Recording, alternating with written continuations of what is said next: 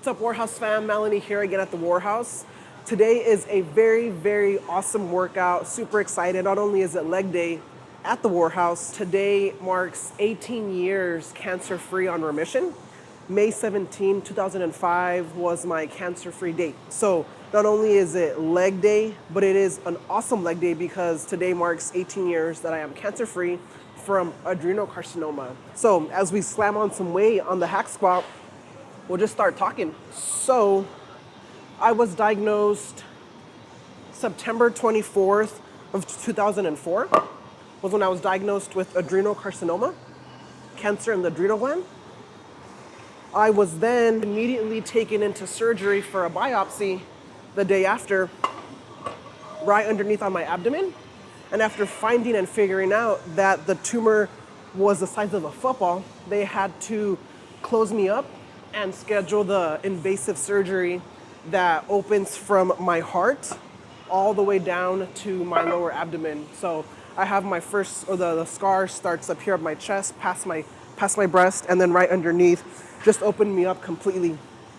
As soon as I had my first surgery, the major surgery, there was 6 different surgeries all in between, leaving me with multiple scars, about 8 different scars. And keep in mind, I was 4 years old, so a 4-year-old little person's body with a size of a football inside their abdomen and their chest was an insane surgery.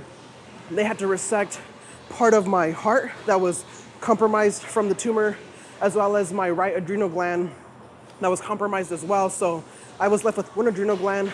Thankfully, I didn't have any thyroid issues that's linked to your adrenal carcinoma, so that was very nice. However, being that I only had one adrenal gland, I was essentially the lab rat. So adrenal carcinoma is an extremely rare type of cancer. It only happens in about 0.2% of children, and usually it's linked to children specifically. I'll go more after specifically through the gene mutation.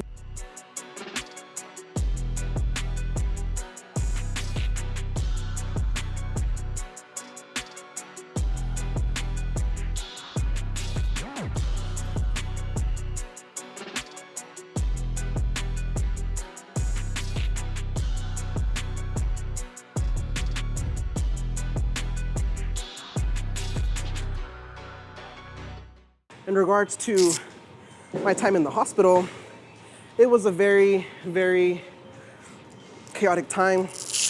I had to grow up super fast, super early. I didn't have a real childhood, which I'm totally fine with. I love how it all played out. It made me stronger right off the bat. And, you know, being that for a long time I had no idea why I had to suffer from cancer. I know it runs in my family, but my cancer is extremely rare. So that there had to have been something that specifically triggered that cancer. So before being part of that clinical case trial, I actually, for a long time, blamed just life and blamed what could have possibly happened that made me get sick with this rare cancer that not even the doctors know how to cure. So for a long time, I tried finding something to blame when I didn't even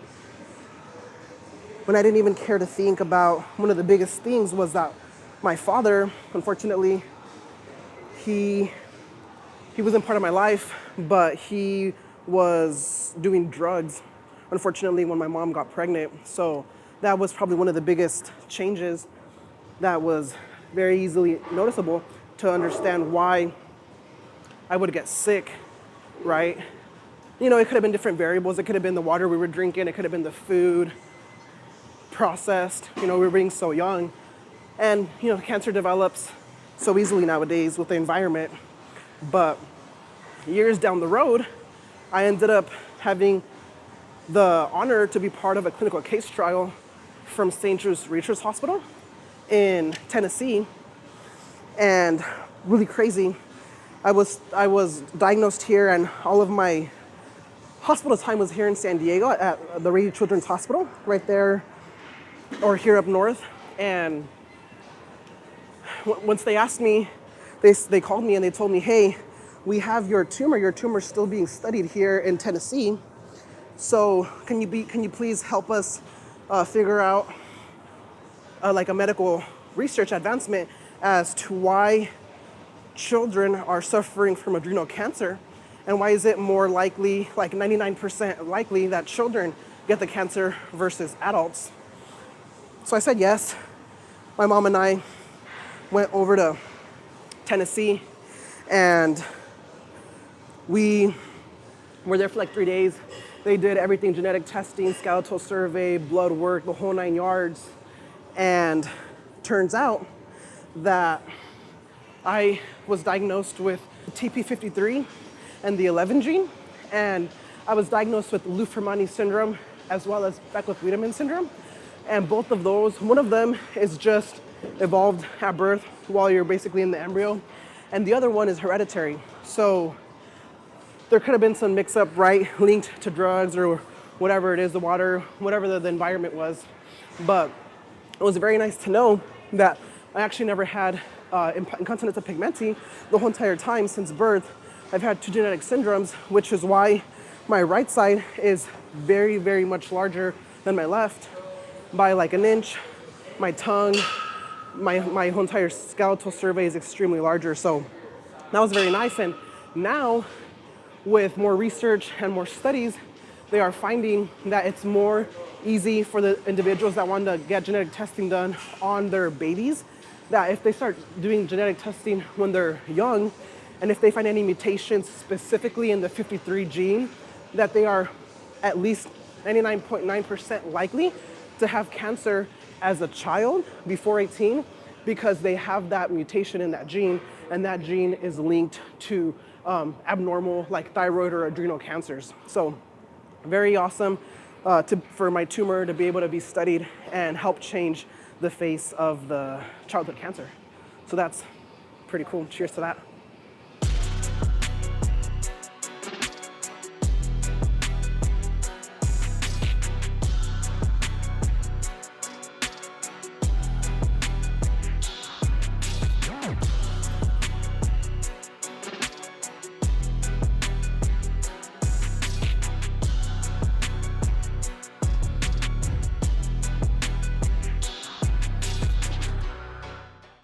I don't think I'm necessarily scared about being taken away from life or sports or, relationships, whatever's happening. I think the biggest thing that scares me about getting sick again or suffering from a different type of sickness is that my family and those that love me so much will suffer because I'm suffering. And I had a lot of battles in my mind growing up because my mom did everything in her power to support me and my sister during that time, no longer going to school. She had her own profession with her own degree, leaving her whole life behind to take care of me. And I know that she would have never done anything else but that.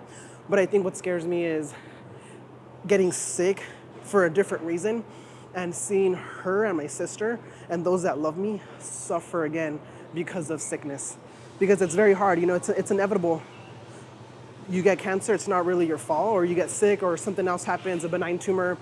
It's almost nowadays inevitable. Everything around us is linked to some form of bad cause. So I think the biggest thing that probably scares me is knowing that others around us suffer because they love us so much.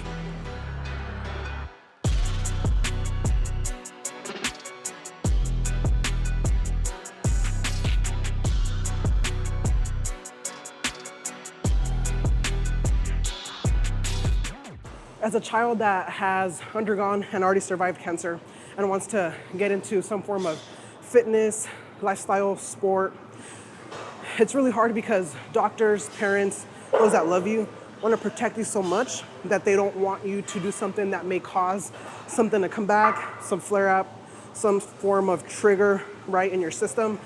But my biggest takeaway from someone that has suffered from cancer is, there's only so much life that we get. Obviously, we had cancer, so it's kind of hard to see past it.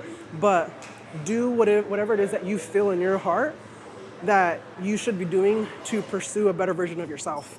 Because if I would have never pushed myself or basically begged my mom to let me do cross country or do wrestling, I would probably still be disabled and still be doing something that I wouldn't probably be happy seeing myself. Sad. I would have been at home. I would have been having to be taken care of versus me taking care now of my family and those around me.